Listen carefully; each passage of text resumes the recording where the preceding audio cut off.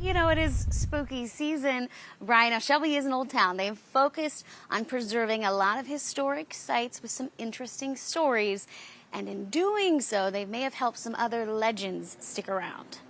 We don't know what we're going to find down here. The marquee at the Rogers Theater in Shelby has been empty for a long time. Inside, the original curtains still hang above the stage, drawn and waiting for the show to begin. We had heard stories when we bought it because it came with a lot of paperwork. Montana Payne is restoring the old theater. It was built in 1936 and famously welcomed thousands of people on the day Gone with the Wind premiered in 1939. You can hear that it is acoustically pretty perfect, and you will hear noises that are out of the norm. But its most infamous character is one who never made it on the silver screen. You can definitely feel that he's down there.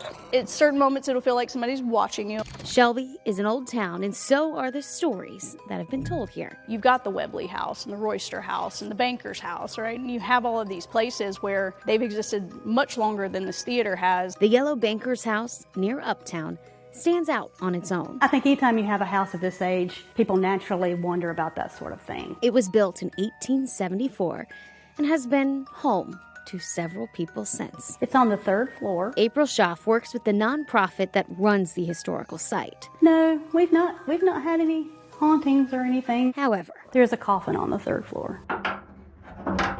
Marked with the date, name, and location is a heavy wooden coffin. It was used to transport a young woman back to Shelby after she died from scarlet fever. I guess we don't think in this modern day, and you can't imagine having someone's body mailed to your house. Back at the theater, this room over here is where they were living.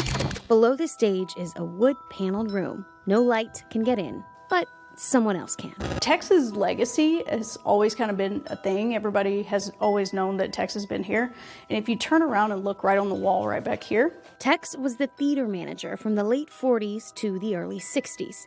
He's made plenty of appearances over the years. My wife and I came in one day, and the entire place smelled like what I would refer it to as white diamonds, right? Like an old lady perfume. And so has a woman known as the captain's wife. Within 10, 15 minutes, it had all completely dissipated. There are 3 rooms below the stage. I find this room to be a bit more unsettling than the other rooms. As well as an open earth basement that spans the length of the building.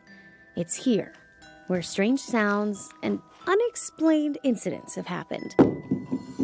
Recently, a film crew was there to shoot a commercial. They had 10 different cameras, 10 different angles, all the lighting, lots of batteries, and all of a sudden, it was all done. It was gone. Every battery was drained, no camera could focus, no nothing, and they were like, yeah, it's time to go. Tex lived and died at the theater. And when we were asking when and how... It's my understanding he died... I'm sorry. Is your battery? Oh, it just glitched out there. No. Oh. We're good. Warned ya. Microphones can be tricky sometimes, so we could chalk it up to that. We don't mind sharing it with them. They were here first. But at what point does the unknown become understood? And maybe the show is still going on. Happy Halloween. It was creepy in that basement, and the next step is for Montana to clear out all of that dirt, and that's when she says she thinks there might be some other things that they could uncover. Now, Brian, being in TV, we know microphones can be finicky, but it is really odd for all of the batteries and the lights and the cameras to die at once. So that resonated.